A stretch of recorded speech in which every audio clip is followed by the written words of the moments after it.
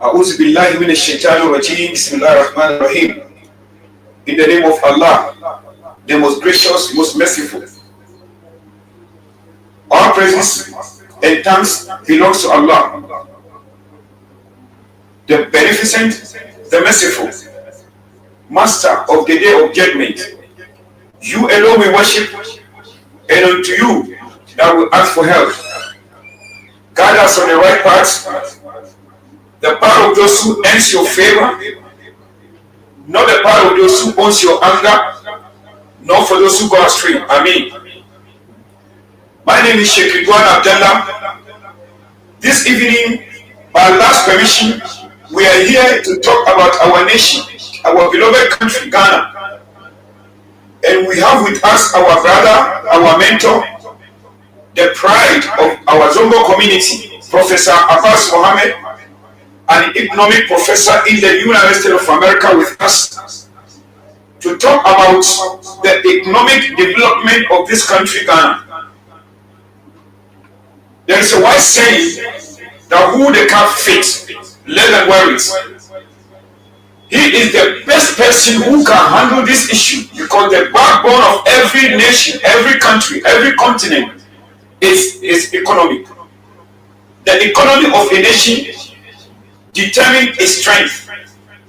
So we have with us our brother, Professor Abbass Mohammed, to talk to us about the economic development of Ghana. So without further ado, we'll invite our brother in order to speak for the next 30 minutes, and then follow up with questions that I'm going to ask him. Then 6:45, we open the phone line for anyone who is interested to partake in this great conversation that we want to have with our brother, Professor Abbass. The link is 054-358-6584. Let me repeat. 054-358-6584. You can get in touch with us. You have the opportunity to talk to our beloved Professor Abbass in order to have a fruitful interaction with him. And inshallah, when our brother comes in, he will take the opportunity to send his condolences to our brother, the MP of Aswasi, Muntaka. Is it Muntaka Mohammed? I don't know his second name. But everybody knows Muntaka is the MP of Aswasi. He is our brother, our colleague. We just got a message that he lost the mother. So Professor will send our condolences to the MP on behalf of Walikia TV and on behalf of Muslims in Zongo. So without further ado, we invite our brother Professor to come in and talk to us for the next 30 minutes, inshallah. Prof, if you are around, please, the ball is in your court. Bismillah. Assalamu alaikum wa rahmatullahi wa barakatuh. Thank you once again for having me, and I'm glad to be here. And we are saddened by the sudden news of the demise of our mother, who is the mother of Mohammed Mubarak Muntaka, my very good friend. May Allah forgive her. May Allah reward her with Jannat al-Firdaus. Allahumma ighfir laha warhamha. Allahumma ighfir laha warhamha. Allahumma ighfir laha warhamha. Allah give him the patience to endure this loss. Allah guide him and his entire family, the brethren, all of the ones that we know and those we don't know. May Allah give them the ability to bear in this loss. It just reminds us of the fact that what Allah says, that we are from him and to him we return. So we will all return, inshallah. But we hoping and pray that we return in good state. So I hope that she has been successful. I hope that she will be rewarded with Jannat al-Firdaus. May Allah accept our prayers. So I'm not saying, I'm glad to be here to once again talk about the economic development in Ghana. And I know it's interesting times we find ourselves if you look at what's going on, particularly here in America where we are. As immigrants in America, I think if anybody would know what we're dealing with and the news going around, the fear in the community. It is without that that today we are standing here with a heavy heart, with a message of urgency at the same time, a message of hope. So we reminded of the countless Africans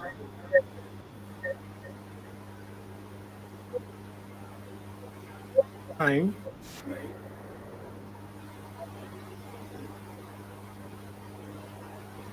a dream cut short by the current immigration deportations in the United mm, States.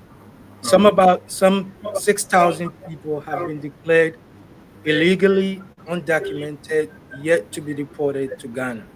mm, You will all know someone who has made the journey to America, mm, seeking a better life for themselves and their families. mm, These guys work hard, they persevere, and some of them are achieving greatness. But mm, now we're having to force ourselves to consider leaving behind the only life we've known for so many years, mm. sometimes decades for some of us. That's right. All right, we being deported back home to countries that are not ready to receive us, and which Mm, is why it's very important we have these discussions.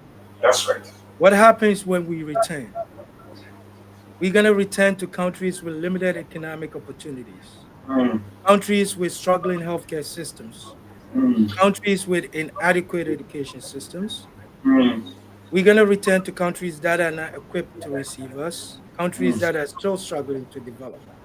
mm, It's not just a tragedy for the individuals being deported, but for the nation as a whole. It is a wake up call for all of us to rise that's up right. in unity and begin making things better. Mhm, We must recognize the struggles of our people abroad and a mhm, reflection of our own failures to develop our nations. We must take responsibility of creating economic opportunities, mm, improving our healthcare and education systems, and building strong, stable governments. So it is time for us now to take a moment to recommit ourselves to fight for a better future. mm. We must work together to build strong, prosperous nations that can receive our own people with dignity and respect. That's right. So I encourage us to have discussions and dialogue that will lead to creating opportunities for our youth, Mhm, opportunities that will keep us from seeking greener pastures abroad. mm, We must rise up and take control of our own destiny. mm. The time for change is now. That's right. We owe it to ourselves, our children, our communities to create a better future. A future where our people can thrive at home Mm, without feeling forced to seek better life abroad. mm. A future where our nation can stand tall, proud of their achievement and our resilience. Let us rise up, brothers and sisters, and make this a future of reality.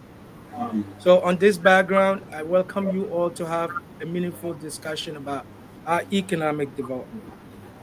You all saw what is happening in the news, and it is time that we look within ourselves and ask the question: are we ready to change this narrative? Our gateway of escape is being closed.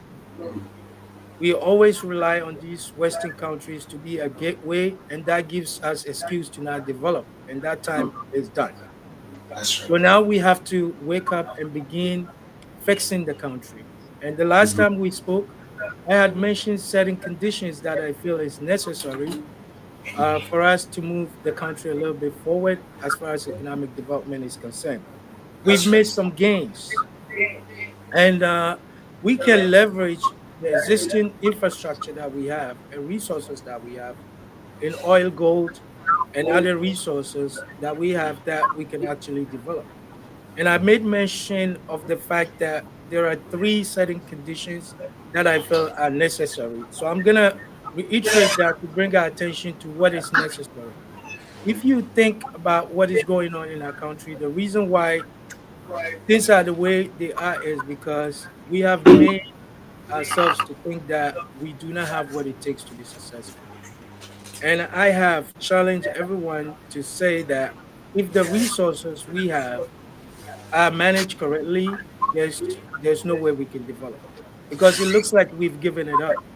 And as I look at what is going on with the current administration and what we're doing, I still get the feeling that there's a lot more to be done in terms of how we approach this condition that we find ourselves. Number one is to feel that we can grow the nation thinking that there are opportunities for everyone. If we feel that there are opportunities for everyone in the resources we have, and that we're going to harness these resources to bring development and growth opportunity for every single person, then it will limit the pressure and the rush for resources that we have, i.e., the corruption. Because corruption is a reason of lack of opportunity. If everyone thinks that the opportunity is not going to be here tomorrow, then when you get the opportunity, you want to take advantage of it right now. We have individuals, business people that go in and they still complain about not having honest employees. Why is that? It's because we were made to think that we are so poor that if I get the opportunity to handle somebody's business or I have some cash coming in my hand, I have to take advantage of it because tomorrow it might not be around. So this mindset is the reason why I feel we have to change the narrative. So as a nation, I will anticipate a nation in this current condition is critical that we look at a nation with the mindset of having what we call the blueprint. What is the growth strategy? How do we intend to grow this nation? All right. What is it that we want to achieve as a people? So we need to have a national economic dialogue that will send a message that we all in it together and that we can dream big. As I travel across the countries that are emerging, like I was in Dubai, I've been to Turkey and other places. And when you look at the way they approach their development, is different from the way we approach it. You can see the dream on the street, on the billboard, as to what is coming up. And everybody believes in it. Right now, if I ask you as a Ghanaian, are you able to tell me in 20 to 50 years, what is it that we're dreaming of? I know we have some development agendas, but who's actually following it? And do you even know as a common person? But these countries have their vision so to the country all across the street. Even a foreigner, a tourist, can see where the country is going just by looking and observing what's going on. I was in Dubai 7 years ago and I went last year, and it's two different situations. They've grown tremendously simply because they have a plan, they have a vision, and they have people responsible for the vision. It's not the politics that's going to get us there. This is an all inclusive approach that I'm calling for. If Ghanaians really mean well, they mean to grow this nation, then it's not the responsibility of NDC or MPP to get us there. It's a responsibility of all of us. So there has to be a civic education around the goals. But the question is, do we even have the goals? Do we have the action plan? An action plan or blueprint is going to tell us or is going to guide us to move from point A to B and what steps are necessary to achieve that movement. But until we begin to look at the nation like that, then we're not going to go anywhere. What we're going to end up having is going in circles. NDC will achieve a little bit, and then MPP comes, they'll be like, no, I don't like that idea. I'm going to shape the nation this way. So we're going back and forth. And that's why I observe what I've left 20 years. When I left the shores of Ghana in today, I would say the Ghana I left is better than the Ghana today. So are we moving forward or are we going backwards? But the Dubai I visited 7 years ago and the Dubai I visited last year was different. They've moved forward. All the places I took pictures have been turned into high-rise buildings. All right? High-rise buildings, businesses, apartments and stuff like that is what you see. What about us? I can talk about that in Ghana. I can't say 20 years and today is the same Ghana. No.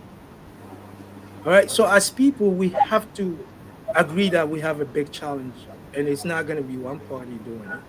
It's all of us coming to the table and discussing this and having a management team that is actually going to drive this agenda forward. Which lead me to the point number two. If we agree that number one, we have what it takes, and that we're not so poor like they're making us believe, that we can turn these resources into opportunities for everyone, then we can do number two, which is to devise that agenda that will guide our vision, irrespective of the party in power.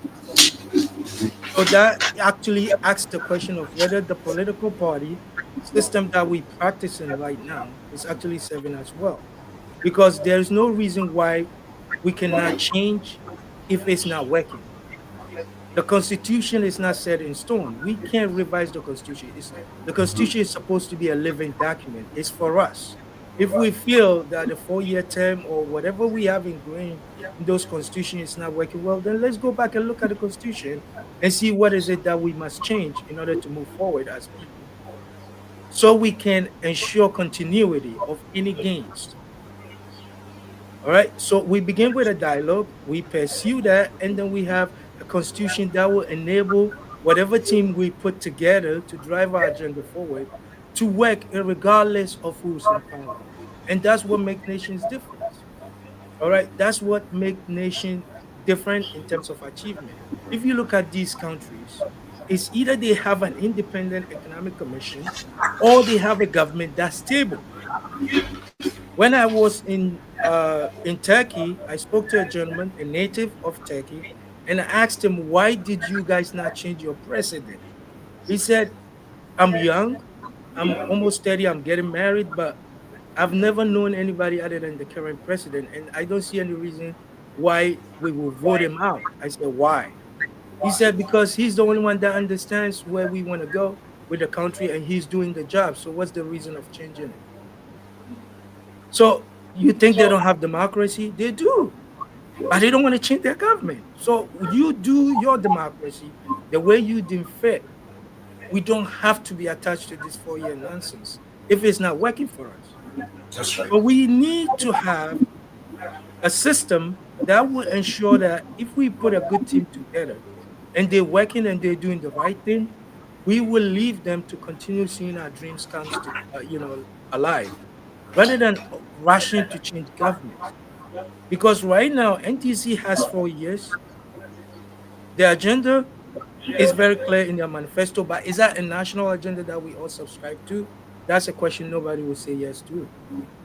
So that's not going to cut it because they can only achieve so far, only to turn back and hand it over to another government if they don't win.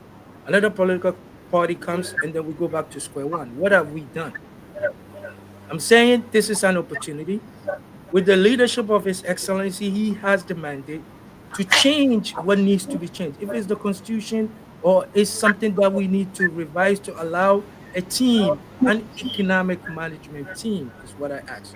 A commission that's all inclusive, meaning it cuts across a party. It's not his party members that we need. We need people of technocrats, people wherever they are as Ghanaians to come together and figure this thing. And they have to be mandated by law to exist, cutting across political party. If his party is going to last for 4 years, because that's what we have, but these people will need more than 4 years to be serious about development. And everybody has to believe in it, that these are the right guys we have. So we have to have a national dialogue on economics about where we need to go. Because as I look at the current setup, we don't even have economic development team. We don't have a ministry. We just have a committee that was launched by the president. That's not enough.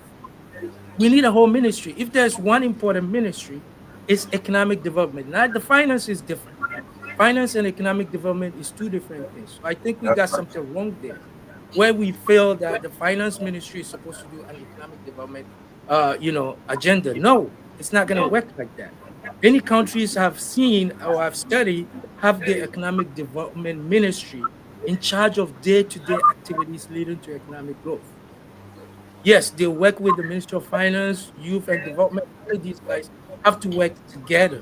But who's driving the agenda? The Ministry of Economic Development. He's going to tell us how many roads are we anticipating to build by the end of the year. So we know who to go to.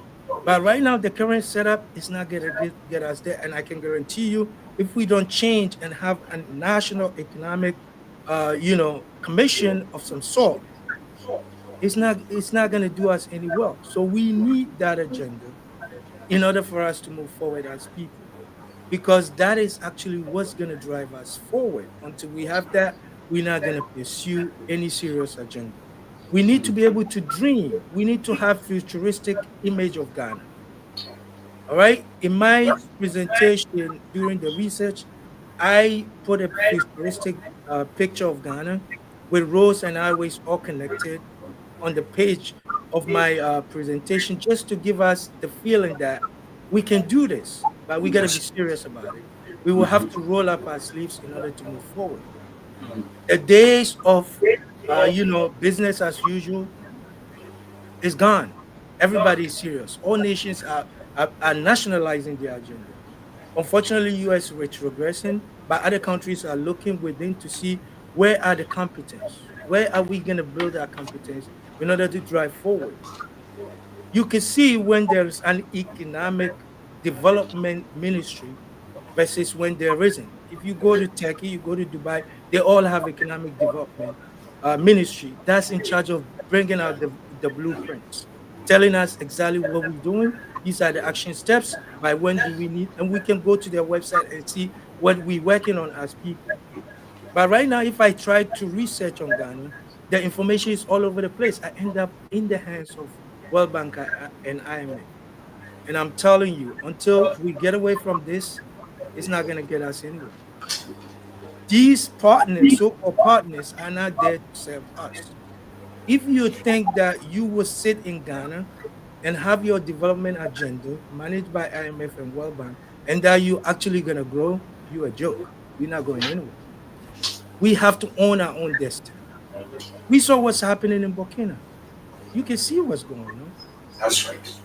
All right? You can see what's going on. What has he been able to do within a short amount of time, less than 2 years? And what have we been doing with them for 72 years? Can you show me 72 years with these so-called partners, and we're still here? 32 years of democracy, we're still here. So something has to change. And I'm telling you, we have to come together. We will find good partners. We have Africa to leverage. Africa is a whole continent that is untapped. Countries that are serious are moving. You could talk about Rwanda. We were here when they were having civil war. That's They've right. turned around into a country that is the best thing you can think about. So what changed? Leadership. The leadership needs to do better. But we have to admit that we have a lot of work to do. The business as usual is not going to work. You can cite all examples. You can look at countries that are trying. I even went to Tanzania. The past president has a vision. You can see by his goals, activities that are on the ground, that there is something going on. There's a plan I can see from what they're doing. So you can see activities that tells you that somebody is behind doing an action from a bigger plan. And that's what I want to see in Ghana. What is our development plan agenda that we can all relate to? Because no Ghanaian knows where we're going. But if we're bold enough to bring the vision outside so everybody can see it, it's in schools. We're gonna have all the roads connected across the nation from north to south, from east to west, and then we're gonna have public transportation that is robust. All right, Metropolitan Transportation Authority. We're gonna have that. We're gonna have trains. And what is amazing is when I was growing up, I remember taking a public train from Kumasi to Dunkwa.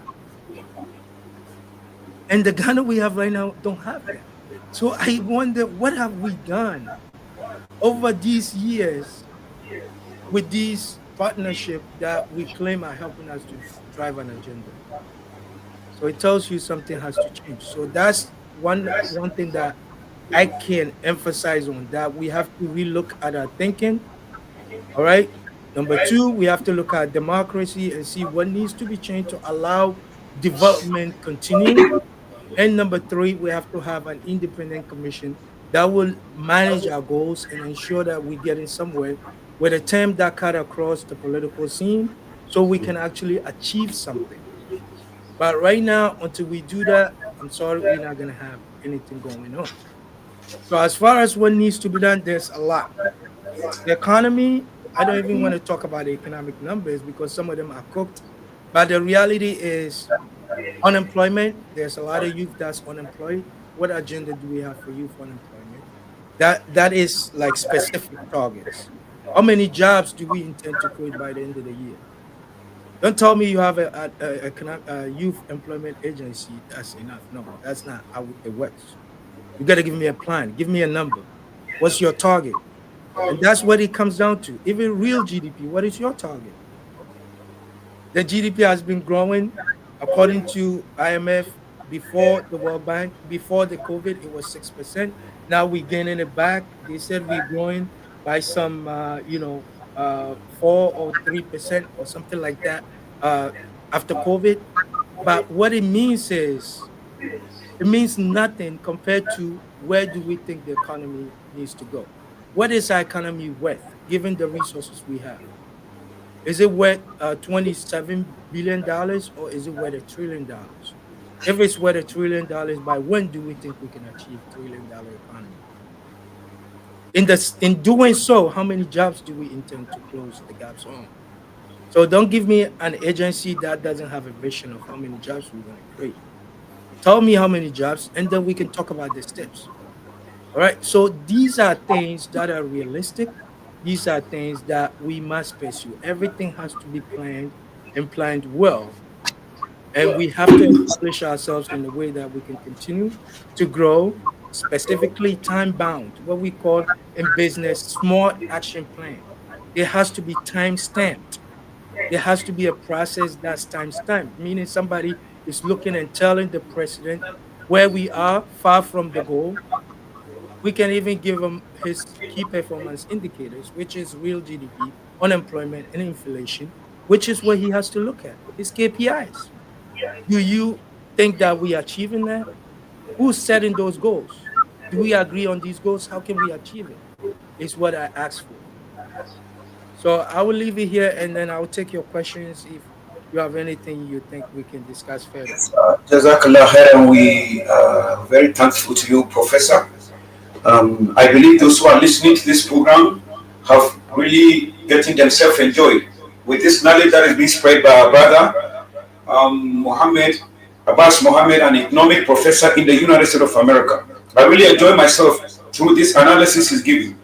But I want to remind you, my listeners, those who are watching us on Facebook across the world, you have an opportunity to interact in this program using this number 0543586584.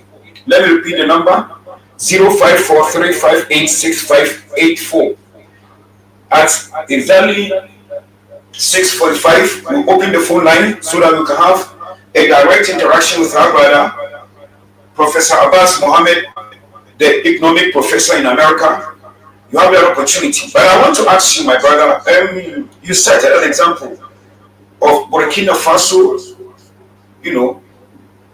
what they are doing, how they are developing their country's economy. Now, the question I want to ask you, Professor, as an economic analyst, what do you think should be the main objective of Ghana's economic plan? Considering the fact that Burkina Faso nationalized their gold industry. And that is one of the reasons why the economic is booming. And then number two, when you analyze Libya in the early days of Gaddafi's regime, when he overthrew King Idris, he nationalized the oil industry in Libya. So by nationalizing that economy, that industry, that oil industry, 86% of the oil remains in Libya.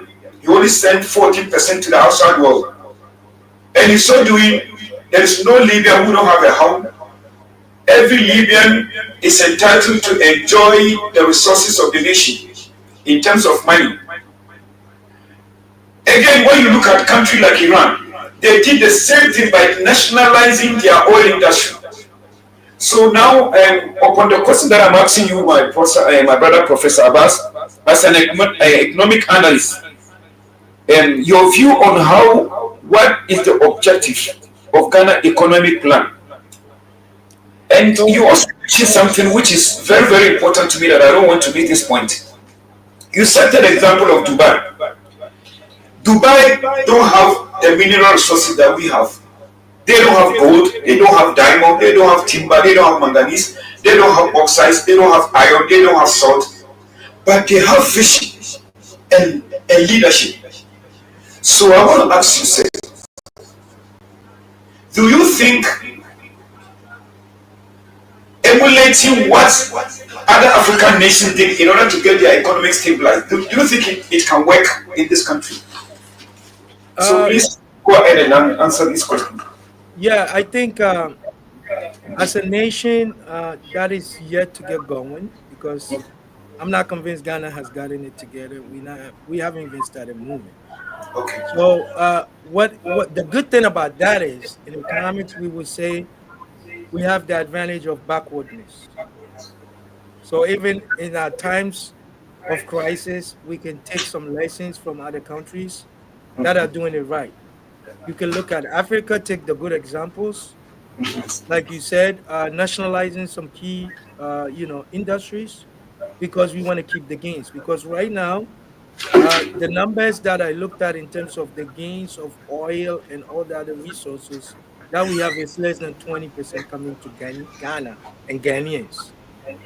Most of it is taken out by the so-called expatriates who are digging and getting these resources out. So if for 30 years we pursuing this same agenda and it hasn't worked well because the impact of the benefits that these resources bring is very negligible. And that's why the youth are unemployed and we have a lot of poverty because the benefits don't get to reach us as individuals and citizens. At 20% or less is not going to cut it. So we have to rethink about how do we take advantage of these resources differently?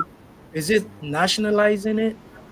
There is advantages and disadvantages of that, and we can look at what model works best for us.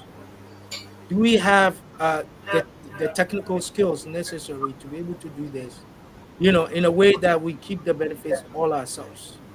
Or do we have the timeline by which the private individual or the company that's doing it would, relinquish the process and we take over? Do we have an approach that in the next 20 years we will be digging our own oil, we will be excavating our own gold, and that Obuasi will have their gold market and not Dubai having a gold market? Dubai has a souk market, gold souk, Mm, and they don't dig a single ounce of gold. that's right. That tells me something is wrong here. Mm-hmm. How can we have a whole resources? We are sitting on gold. Wherever you are in Ghana, most likely, if you dig around you, you'll find gold. So how can we not have a gold market? Obuasi don't have a gold market, but Dubai has. That tells you something is wrong. So we have to find a way of adding value to these things so the benefit stays within.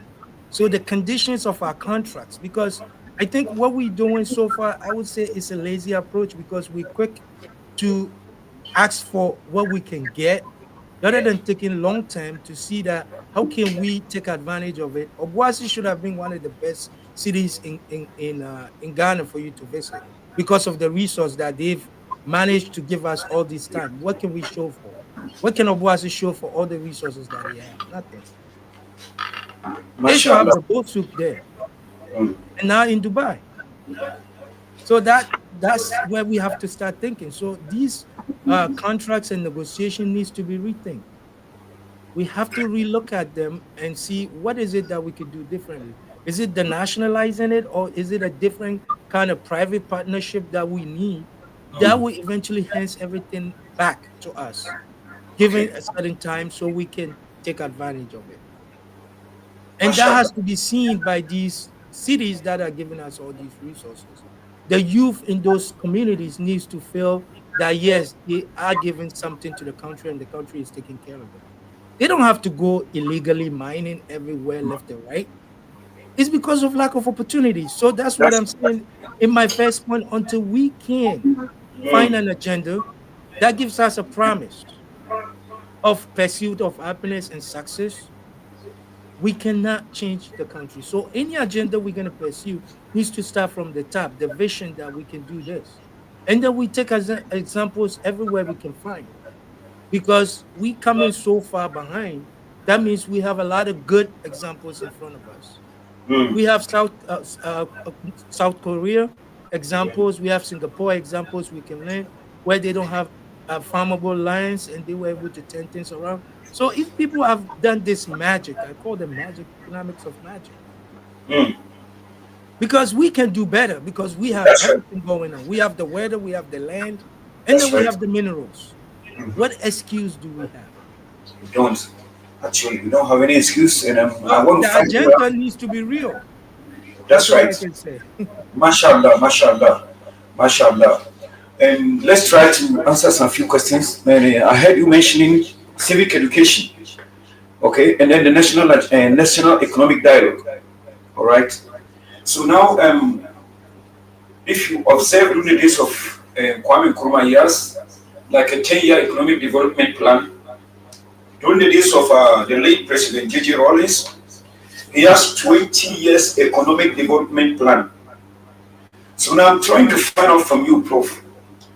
Can we have or review those agendas and then fix a specific amount of time that we think as a nation, not as a political party, but as a nation, should we have a national agenda and then focus on that agenda irrespective of what or who is in the government, whether NDC, NPP, we have to document it. That whoever comes to power by the next 4 to 8 years, we have to pursue that agenda. Otherwise, if you don't have a long-term plan, like you said earlier on, every government will come and abandon what has been institutionalized. So in so doing, we are going backwards. Right now, if you look at data, there were some buildings that were not completed during the days of the early days of the NPP government. And even before they came to power, there were some structures that were built but couldn't continue by the administration of the NPP. And right now, as I'm speaking to you, there were some hospitals that were built, some infrastructure. For 8 years, it had been abandoned. So, because of all these losses that we are incurring upon ourselves, should we think the nation should develop an agenda and give it a time limit so that whoever comes into power, we have to pursue that agenda for the good of the citizens? Yes. And that's the case for what I call NEMCO, National Economic Commission. So when you have that, what that would do is it brings what you mentioned, stability and continuity. Mm, So it will focus on long-term goals that we set up ourselves. Because it's mm, independent, it's able to develop a stable, predictable economic environment, fostering the confidence in investors and citizens alike. mm, It primarily will focus on development. And that's what that would do by prioritizing the policies that promote infrastructure, technology, and industrialization. And then it will give us the institutional integrity, which is the fact that independent economic management that we have could reduce the risk of corruption and chronism that we have in the system, providing an opportunity for more effective allocation of resources. So to sum it up, what that would do, like in the case that you cited examples of projects and things that are not continuing, the only way we can achieve whether even is President Rawlings' agenda or Kwame Nkrumah or whatever agenda we have right now, because I believe there's others that we have. We have the National Economic Agenda. Everybody, the ones that are close will tell you that what it is. But the fact is, who is in charge of it? The politician, the government in power, is not looking at that agenda right now, temporarily. So we need an oversight commission whose job continues regardless of who's in power, and whose job is actually independent, sanctioned by the law, which is the Constitution. So what I'm proposing is a national economic commission that is sanctioned by the Constitution to exist, whose term will cut across any political party. So they will be able to do their job regardless of who the power is. Like over here, an example is what happens with the Feds. Right now, we have President Trump. Now, Trump doesn't rule the economy. The economy is managed by the Federal Reserve. So they will predict where they think the economy needs to go. He can wish, or he can wish, he can make all his noise, but trust me, he's not going to touch the economy if they feel that he's going to head the economy. So do we Mashallah. have such an independent commission that can stand on their feet and be like, no, Mr. President, what you're telling us to do is going to head the economy this way because businesses are going to get affected, unemployment is going to increase, it's going to affect people, and they will make their points clear. Everybody will know because that's what needs to happen. We have to have openness to who's governing our economy. So until we have it sanctioned by law, what we're going to have is all these agendas on table. It's not the planning or the agenda that we cannot build. The problem is who's managing it, who's making sure that we're moving from point A to B, and that if projects are not done, somebody is held accountable. And I hope. that if NDC, for example, give us a road from Kumasi to Accra to Kumasi, somebody is going to continue from, okay, this is the goal. In 20 years, we want to connect the whole country. And now we've moved from Kumasi to Accra. Now we have to move from Kumasi to the next city, the Chiman, and then we keep going until we surround the country by roads. Who's in charge of that? It's not a political party because the political party in the third year is going to be seeking election. That's not their focus. That's right. All right. So we can't go on like that. And because it's NDC starting something today, MPP wouldn't want to come and continue it because they think the credit will go to NDC. If it's not backwardness and this democracy, who thinks like that? Are we not organized? So who cares who's doing what as long as we're moving forward? But right now we're so attached to this so-called party politics that we're not moving anywhere simply because of the way it's structured. So until we structure with independent commission, which is bipartisan, all inclusive, everybody on the table has a share. What I'm proposing is the commission will constitute all political parties if we want to go with a political party. And nobody will have more than 30%. And that before we decide on what economic agenda is necessary, we will have a 70% vote, which means whatever your party is, you cannot win the majority to drive the agenda forward unless you work with everybody else. And then the political party would just get dropped. Everybody will have to come together on the table and we can move the nation forward. It's not rocket science. Like I said, we have advantage of backwardness. People have done it before us. That's right. Nations have evolved. So why can't we come together and evolve also? Rather than giving ourselves excuses and taking a lazy approach of taking handouts from World Bank and IMF and just sitting on it and just eating it from the top and leaving everybody poor. Let's see whether we can get some few questions to answer. Now we are heading towards 3 minutes to the time that we want to invite people to partake in this program. And I really enjoy the conversation we are having with our brother. And I hope that those in power will utilize this opportunity and then make sure you put things at the right place. And Professor Abbass, I want to find out from you, sir. You know, the greatest nation in the world today is the United States of America. There's no two ways about it.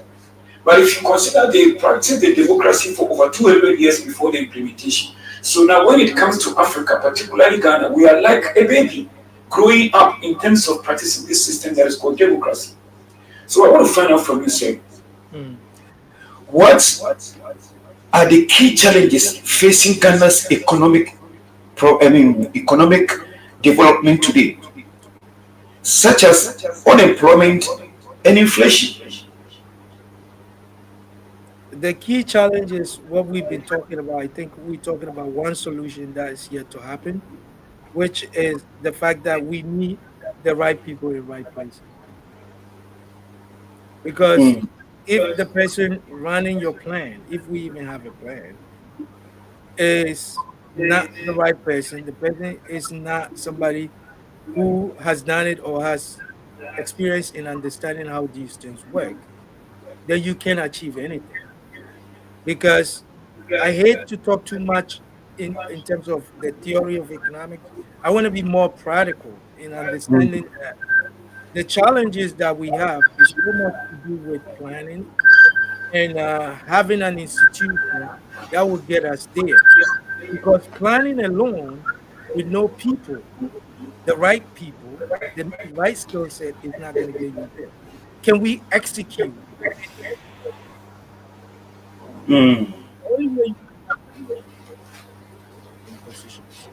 And that's why the democracy hasn't served us well, because by law, His Excellency is forced to appoint people in positions simply because they are MPs. Hold on, And sir. that Please, has brought, there's somebody who wants to partake in the program. He wants the number, so please hold on. Let me give you the number: 054 Let me repeat: 054 You can call into that program and then have an interaction with our brother, Professor Abbas. Go ahead, sir. yeah, so whatever the agenda is, the challenge is the personnel. If we even have the plan written down, like they have in manifesto, everybody can write a plan. So that's not a difficult aspect. The difficult aspect is having the right personnel to execute the plan. All right. But by That's the nature of our democracy, the president is forced to appoint people who are politically aligned, like MPs. Majority of his appointment needs to come from the MPs. So sometimes we put in square pegs in round holes. People who have never worked in their life and having to manage position of national interest. So you could tell me how long it's going to take for that person to even figure it out if he's never done anything in his life. Some have never even worked in their life and they're just MPs trying to get our nation moving forward. The intention is good, but the reality is that it would take us a longer time to get there. That's why yeah. I want us to get away from that. You appoint your MPs, but my development and my life needs to be in the hands of people that know what they're doing. So if we Mm. have an independent commission, I know these guys are looking at real GDP because you're talking about economics now. We can talk about some numbers, real GDP with some realistic, target Mm. leading to growth of unemployment, reducing unemployment to a target of 2%. Can we achieve that? That's what we Mm. aiming at in the US. I know it's a bigger dream than we can ever think about. All right. Yes. Unemployment right now is in the 40s. All right. They Oh. said 20, but I always say double the number because there's a lot of people that's not participating in the workforce because unemployment is, the drive from workforce. And I would tell you a lot of people have given up on Ghana, so they're not even participating in this statistics. So 20% to me is 40%. So when can Mashallah. we bring it to less than 10%? Mashallah. Let's see there whether we can take in some calls that are coming in. If there is any call, please alert me and let me allow the person to make a call and have an interaction with our brother. But let me see whether we can squeeze this in a minute or two. Professor, you've been very passionate about mindset. So, what's the possibility that we can change it, considering the fact that we are practicing a multi-party democracy? Everyone is thinking about his political party. Now, election is over. Can the Ghanaian electorate come together and put their differences apart to have a change of mindset to build a nation? Yes, we can. Whether we squeeze this and then they take a course. Yeah, we can definitely do that by having a national economic forum. Imagine the president having a town hall meeting across all regions of Ghana, inviting citizens to come and talk to him about where they're feeling the most pain, and taking these ideas to develop an agenda.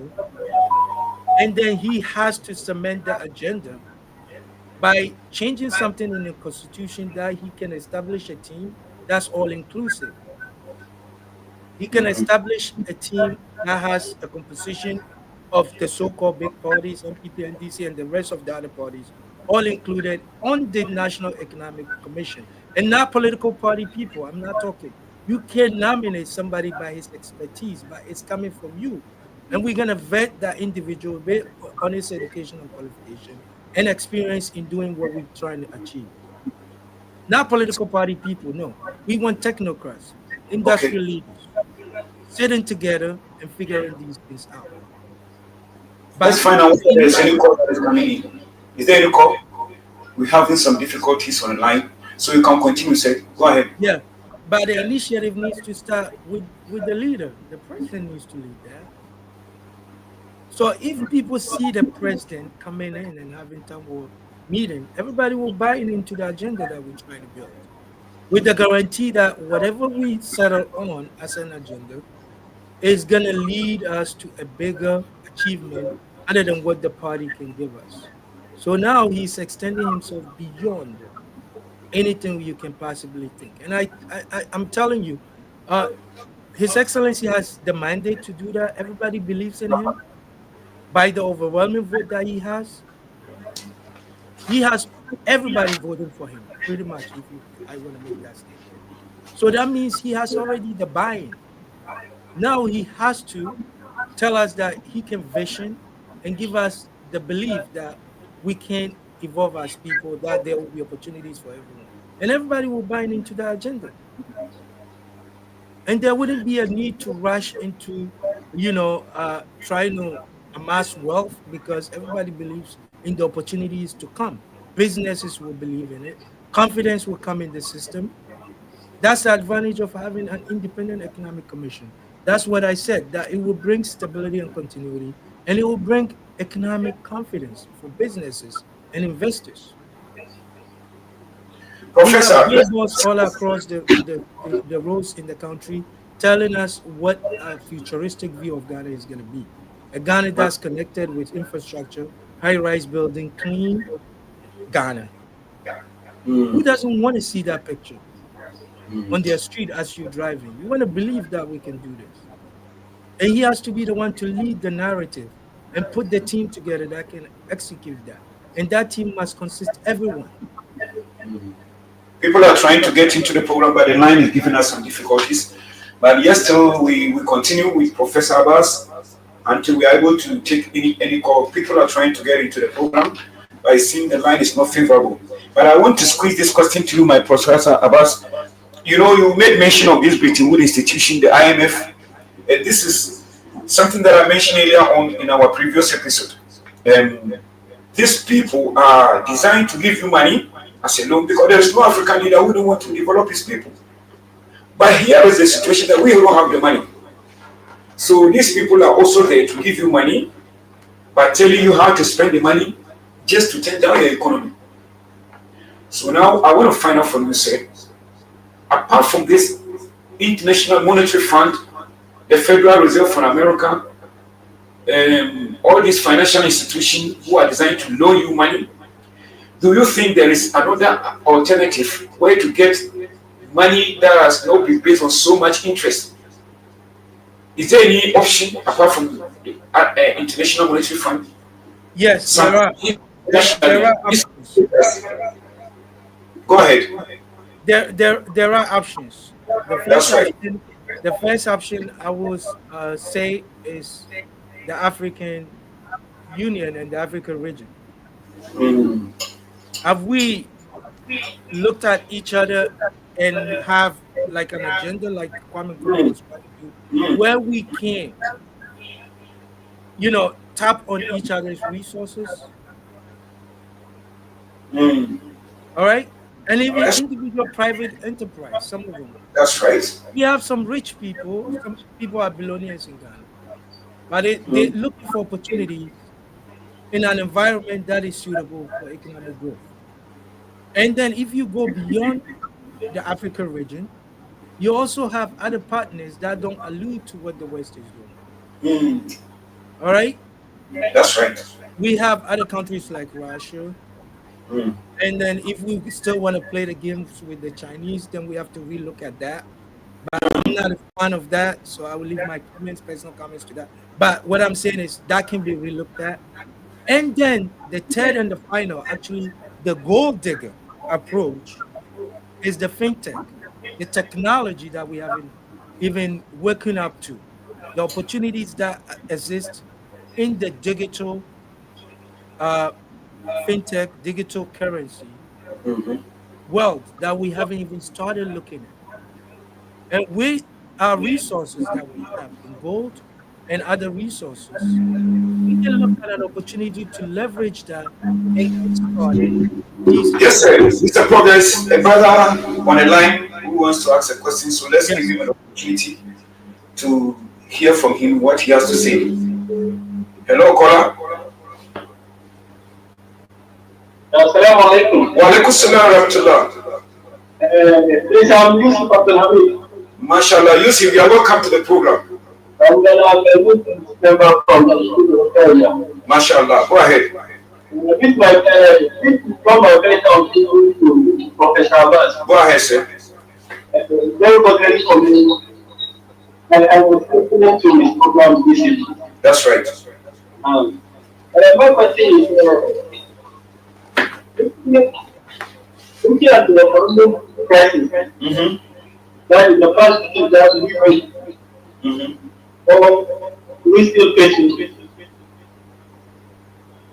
My question to Professor Abbass, Okay. what can you propose with these our economic issues? And going forward, what do you think will be the solution?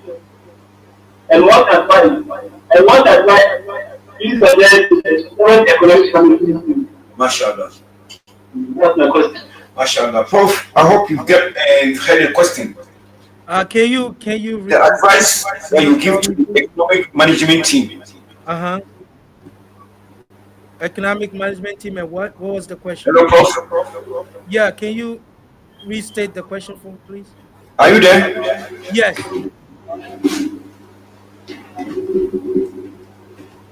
Hello, Mr. Prof. Yes, sir. Go ahead, sir. Have you heard the question? No, can you restate the question for me, please? He is asking what advice. Yeah, go ahead, sir. Go ahead. Okay, go ahead. Yes. Okay. My question is, for the past decades, we have been hit by economic crisis and the nation. Yes. So what can be a cause of this crisis that we have not been able to resolve till now? Almost the country, almost 70 years. Yes. And then going forward, what do you suggest? What do you suggest to the economic or the current economic management team? Okay. Yeah, I think I got it. He wants my suggestion for the What do you suggest will be the resolution? Okay. for the current economic management team. Is that correct? That's right. Yeah.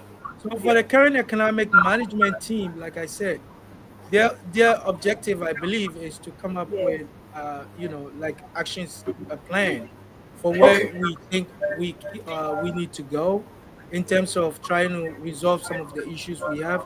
And like any economics management team, realistically, they want to achieve a real GDP growth, right? They want to achieve reduce unemployment and reduce inflation. So in Okay. order to do that, their aim and objective needs to be a realistic approach to how we're gonna industrialize the economy. All right, because industrializing the economy and having a team in place that will follow up. The problem with our current situation is not so called the plan. It's not so much about the plan. It's so much about the follow up and the continuity that will come with the plan. All Somebody on right. the line. So we have another one on the line. Yeah, Mr. Prof, please hold on. I think he wants some more clarification. Go ahead. Mr. Yusuf, go ahead. We are listening. Yeah, go ahead. Go ahead, sir. The question again. You are asking. Please go ahead and ask your question, sir. The question is, looking at the economic this management team. Uh-huh. And so, okay, let me tell it over again. Okay. I said a council almost 70 years ago. Okay. We have been hit by economic crisis. Let me say almost 70 years ago, right? That's right. So, what might be the cause of this crisis or this mismanagement? Okay. As a nation that we have not been able to resolve for the past, let me say, 70 years. 70 years ago. That's right. Now your question is clear. What advice do you have as a professor in economics? Okay. So economic management team. Okay. Yeah, he started answering your question. I think you have to pay attention. We don't have to... Resolving the issues that have been handled for the past. Yeah, stay put and then get the answers. He started answering the question. Maybe you were not listening, perhaps, but he will take it over again. Considering that we don't have time, we have only 2 minutes left, so we use the 2 minutes. I personally also have a question to ask him, but time is not on our side. So I want our professor to explain it into details for your private satisfaction, because I can believe you are concerned about our setback for the past 70 years and what he has for the advice he has for the economic management team. So, Prof, in a brief moment, can you just answer his question, because I think he's not satisfied and he has put the question again. So, briefly, if you can talk to him, what is the cause? What has been the main cause of our 7 decades backwards development, not forward? And then also the advice that you have for the management team, the economic management team, in a brief moment, sir, because time is not on our side. We've already exhausted 1 hour. So the little amount of time that is going to be allocated is just a free time. So please take it and then answer our brother. So, all right. So one of the main reasons why we haven't achieved what we have to achieve is number one, we don't even know what we want to achieve. Okay. So economic development or economic goals needs to be reset properly to tell us what is the agenda. Are we trying to achieve growth of say 10%, and by what time do we intend to achieve it? So if you don't have that, then you have nothing to work for. Okay. So that's where they start. So that's number one. As far as the management team is concerned, I think that's where they need to start. If you do a diagnosis of the economy, you're going to run into the same situation where we don't even know the goals that we set for ourselves and what we need to do. So if the economic management team is going to look at that and reset the goals and bring it back to the president for him to understand what is it that we're trying to achieve in the next 4 years, because he technically has 4 years. What can you do in 4 years? What is that achievement? By when? And who's in charge of what? Is what the economic management team is going to tell. So it gives clarity to who the Ministry of Finance is and what they need to do. It gives clarity to who the Ministry of Employment is going to do. So we will know that by the end of the term, 4 years, this administration will achieve a goal of giving us unemployment of 200,000 employment for youth. Can we set those goals right? Mashallah, That's mashallah. what I expect the economic management team to do.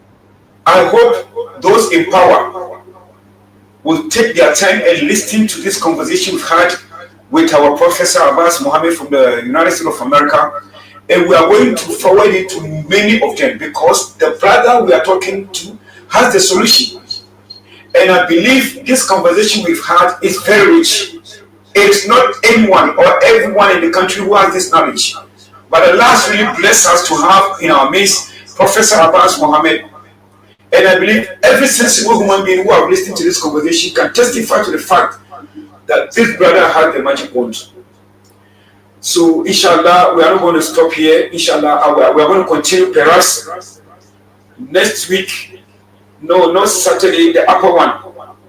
And inshallah, we have now barely 28 to 29 days to the month of Ramadan, which instead of the two weeks that we are having the program, we are limiting it to one week. Every week, we want to make sure we exhaust the plan that we have pinpointed or written in our research paper. Because Ghanaians want to hear things like this.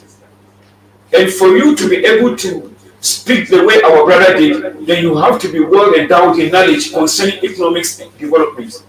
And not only that, even businesses. So this brother is somebody that I think the government should look for him, honestly. Wherever he is, bring him down, let him advise you on economic issues. He has the magic wand. It is not everybody that can do this he has done.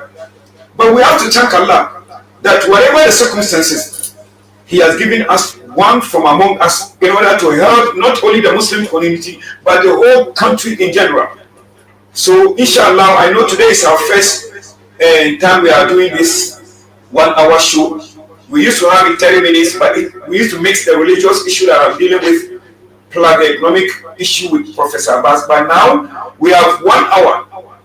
Professor Abbass will be speaking for 30 minutes, and then he will answer questions for 50 minutes, then open the phone line. So those who didn't get opportunity to call in, please be rest assured that inshallah, by the next upper Saturday, upper Monday, we are coming back with our professor in order to dilate some more.